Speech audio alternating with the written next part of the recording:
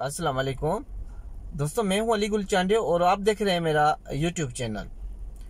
मैंने पहले भी एक वीलॉग बनाया था जिसमें मैंने यही कहा था कि सऊदी अरब में अभी जो आज़ाद वीज़े पे लोग आना चाहते हैं तो उनको उस पहले वाले वीलॉग में भी मैंने यही कहा था कि आप आज़ाद वीज़े पे नहीं आए, क्योंकि सऊदी गवर्नमेंट ने अभी ये कल की बात है तो उन्होंने बहुत सख्ती से हिदायत कर दी है अपने सऊदी शहरियों को भी कि अगर किसी ने अपने मुलाजिम को जो आज़ाद वीज़े पे जो आते हैं और बाहर उसको छोड़ा किसी और के पास जाके वो काम करेगा तो उस सऊदी के ऊपर भी 1 लाख रियाल जुर्माना और 6 महीने सज़ा भी हो सकती है।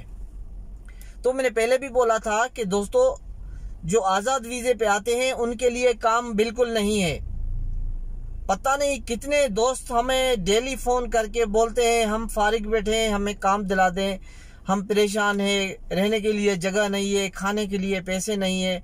तो मैं उन तमाम नौजवानों और दोस्तों को यही कहना चाह रहा हूँ कि जो सऊदी अरब में जो कंपनियां हैं, कंस्ट्रक्शन कंपनियां, क्योंकि अभी कंस्ट्रक्शन कंपनियों का काम चालू होने वाला है, क्योंकि सऊदी के तमाम बड़े बड़े प्रोजेक्ट जो हैं वो चालू होने वाले हैं, लेकिन उसके लिए बंदे वही आएंगे, वही काम करेंगे जो बड़ी बड़ी कंपनियां हैं कंस्ट्रक्शन की, उनको उनके जो वीज़े पर आएंगे उनको ही रोजगार मिल सकता है। क्योंकि अभी जो छोटे मोटे लोग जो ठेका उठाते थे, काम करते थे, उनको काम करने में अभी बहुत मुश्किल हो रही, उनको काम नहीं मिल रहा। क्योंकि सऊदी हुकूमत ने अपने सऊदी शहरियों को भी कह दिया है कि जो आपको बिल्डिंग का काम करवाना होता है वो किसी उस ठेकेदार को दे दे जो कंपनी में हो या रजिस्टर्ड हो जो ठेकेदार। जैसे हमारे पाकिस्तान में भी काफी ठेकेदार रजिस्टर्ड होते हैं गवर्नमेंट में, उसका लाइसेंस होता है, उसकी सालाना फीस होती है।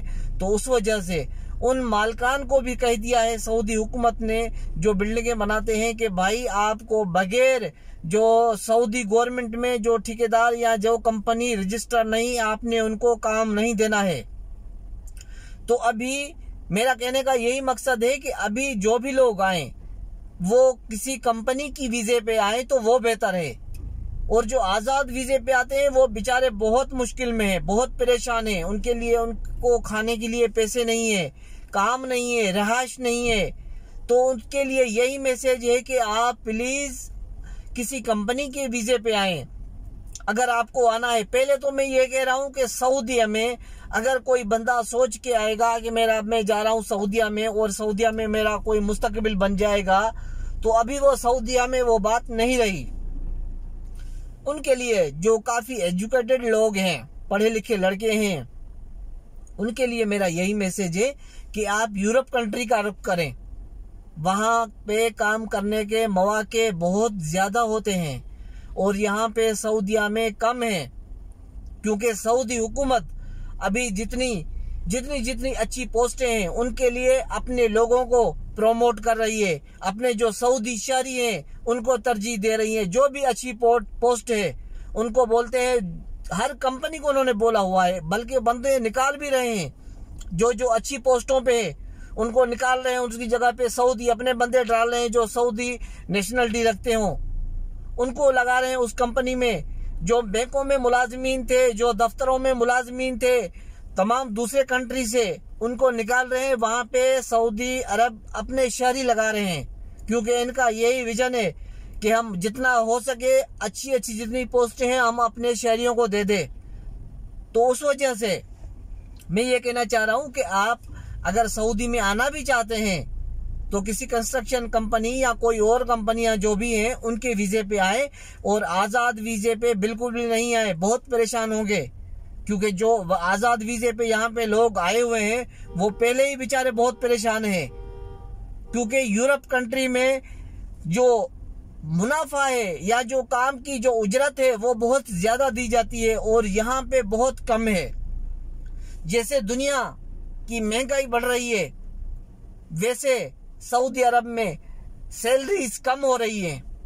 उनके हिसाब से, महंगाई के हिसाब से तो बढ़ाना चाहिए ना उनको सैलरी, लेकिन वो नहीं कम कर रहे हैं। अपने सऊदी शहरियों के लिए हर कंपनी को, हर कंस्ट्रक्शन कंपनी या जो भी हो, बैंक हो, जो भी हो, उनके लिए ये कहा गया है कि जो सऊदी शहरी हो उनको कम से कम 5,000 रियाल उनकी तनख्वाह होगी, वो गवर्नमेंट ने मुकर्रर कर दी है।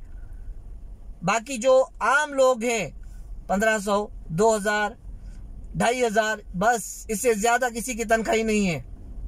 और सऊदी शहरियों के लिए कोई भी काम करे उसके लिए कम से कम 5,000 तनख्वाह होगी, 5,000 रियाल।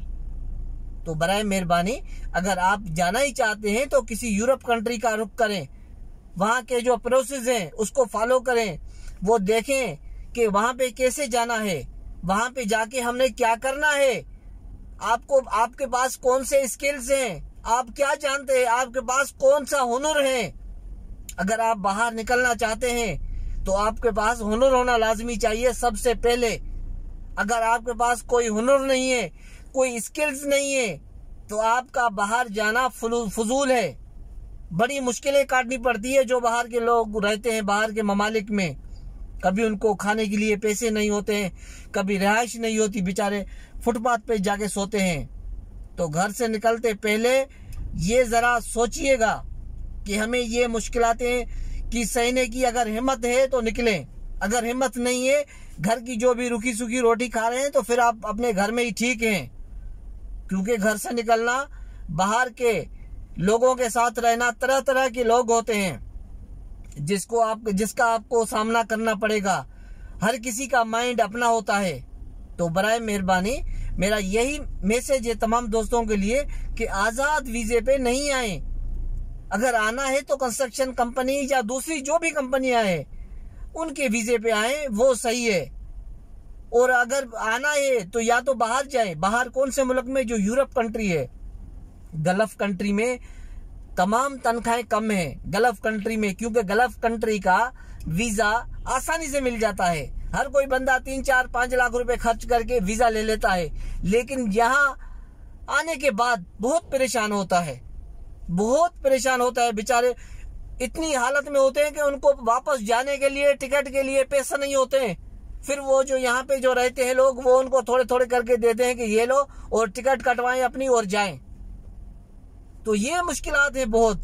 उस वजह से मैंने काफी दोस्तों को पहले भी मैसेज दिया हुआ है कि भाई आप ऐसा ना करें। आपके पास अगर कोई स्किल है, हाँ, 1 महीना लगाएं, 2 महीने, 4 महीने, 6 महीने आप स्किल सीखें, हुनर कोई सीखें, हुनर सीख के और उसके बाद बाहर निकलें। तो आज का यही व्लॉग था। इंशाल्लाह नेक्स्ट व्लॉग में तमाम दोस्तों के साथ फिर किसी और मौजू पे मिलेंगे। अल्लाह हाफिज।